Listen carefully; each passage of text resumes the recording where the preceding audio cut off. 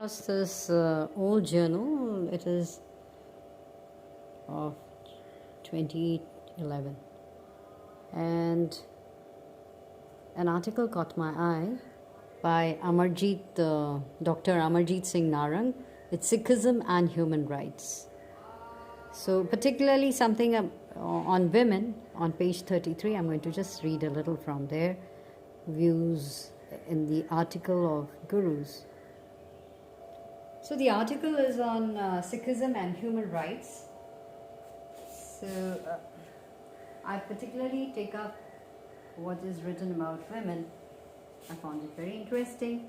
In terms of human rights, Sikh Gurus' rejection of social differences was further complemented by their affirmation of equality for women. Guru Nanak's concept of an ideal society was free from taboos and prejudices born out of gender discrimination. Women are equally authorized to study the scriptures, perform religious ceremonies, participate in the congregations, guide or lead the religious rituals in the Gurdwara and the mixed gathering of men and women, and even take up the responsibilities of priesthood. Sikhism believes in full participation of women in every walk of life, including highest spiritual attainments. A woman in Sikh society is not considered as a source of sin or the inferior gender. Guru Nanak was a strong advocate of the cause of women at a time when they had been reduced to a state of inferiority and subjugation.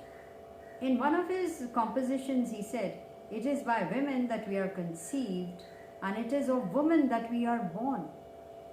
It is a woman whom we befriend, and it is she who keeps the race going.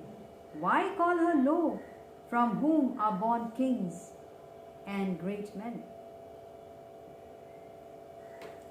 So, Manohar Singh Batra points out that during the foreign tyranny, the effect of oppression was the worst on Indian females.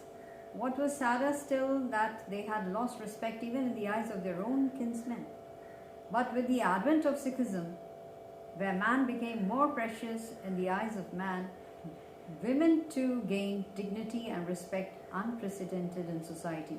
Whereas she has practically no personal religion, no spiritual responsibility, no access to holy scriptures, Guru Nanak gave her full share in the goodness of God. Women could now freely partake of all the religious and secular observances, and no social custom was to hinder them in doing so. Bhai Gurdas said that women was not only not inferior to man, but had equal status and responsibility before God. Guru Amar Das's third Guru opposed the practice of parda and led a vigorous campaign against the obnoxious custom of sati, the burning alive of women on the funeral pyres of their dead husbands. Guru Gobind Singh advocated the equality of men and women in all walks of life.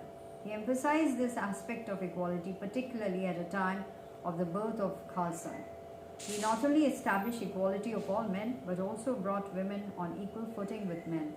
He said that the woman was to be considered neither intellectually nor on any other ground inferior to man.